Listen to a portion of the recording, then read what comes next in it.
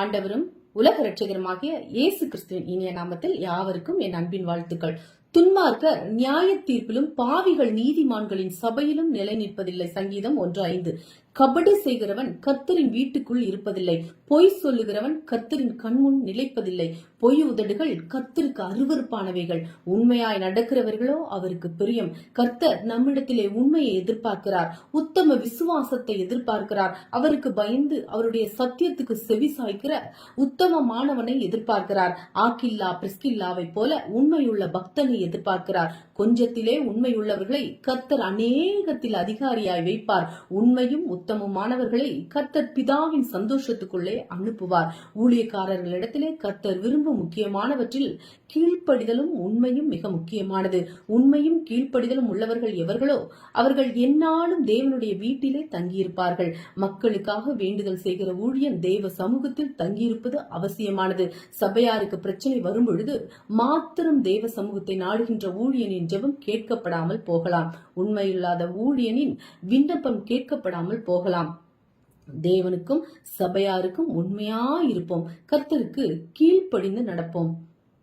முடிவு பரியந்தம் நிலை நிற்பவனே ரட்சிக்கப்படுவான். மத்தேயு 24:13. நீதி உண்டாக இருதயத்திலே விசுவாசிக்கப்படும் ரட்சிப்புண்டாக வாயினாலே அறிக்கை பண்ணப்படும். நாம் ஆரம்பத்திலே கொண்ட நம்பிக்கையை முடிவு பரியந்தம் உறுதியாய் பற்றி கொண்டிருப்போமாக கிறிஸ்தவனிடத்தில் பங்குள்ளவர்களாய் இருப்போம்.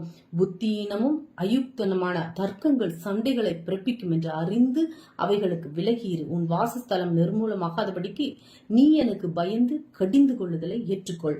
நான் அவர்களை எப்படி தண்டித்தாலும் அவர்கள் அதிகாலையில் எழுந்து தங்கள் கிரியைகளை எல்லாம் கேடாக்கினார்கள் என்றார் கர்த்தர்.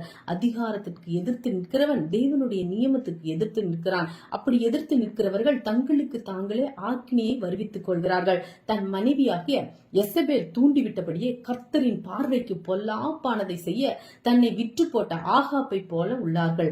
ஆகாப் இஸ்ரவேலின் ராஜாவாயிருந்தும் தன் மனைவியின் அதிகாரத்துக்கு உட்பட்டவனாயிருந்து தேவன் வெறுக்கிற விக்கிரத்தையும் வணங்கலானால். சாலமன் ராஜா நல்லவரும் ஞானவானும் அறிவுள்ளவரும் புத்திசாலியானவருமானார்.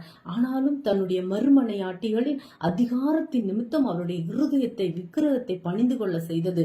கோபமும் வைராக்கியமும் எரிச்சலும் தீரா பகையும் கர்த்தருடைய பிள்ளைகளுக்கும் ஊழியக்காரர்களுக்கும் அவருடைய செய்திக்கும் விரோதமாக செயல்படுகிற எசபேலின் ஆவி இன்றும் அநேக கர்த்தருடைய பிள்ளைகளிடத்தில் தீர்க்கதரிசிகளிடத்திலும் செயல்பட்டு கொண்டிருக்கிறது. ஆகாப் ராஜா நல்லவன் தான். ஆனால் தன் மனைவியின் பேச்சை கேட்டு தேவனுக்கு விரோதமான செயலிலே ஈடுபட்டதின் விளைவுதான் தேவ கோபத்துக்கு ஆளாக்கப்பட்டது. எசபேலின் ஆவியுடையவர்கள் சபைக்கும் ஊழியத்துக்கும் ஊழியக்காரர்களுக்கும் ஆத்துமாக்களுக்கும் இடர்களாகவே இருப்பார்கள். கோபமும் தீரா பகையும் கீழ்ப்படியாமையும் சண்டையும் இவர்களின் ஆயுதமாகும். அதனால் தெய்வ பிள்ளைகளே, ஊழியர்களே, கள்ள போதகத்திற்கும் கள்ள தீர்க்கதரிசிகளுக்கும் எச்சரிக்கையாயிருங்கள். கர்த்தரின் வருகை சமீபமாயிருப்பதினால் வஞ்சக சாத்தான் உங்களை வஞ்சிக்க இடங்கொடாதிருங்கள். அவர் சீக்கிரமாய் வரப்போகிறார். ஆயத்தப்படுவோம், ஆயத்தமாவோம். தேவன் தாமே இந்த வார்த்தைகளின் நிமித்தம் உங்களை ஆசீர்வதிப்பாராக. ஆமென். Praise God. அல்லேலூயா.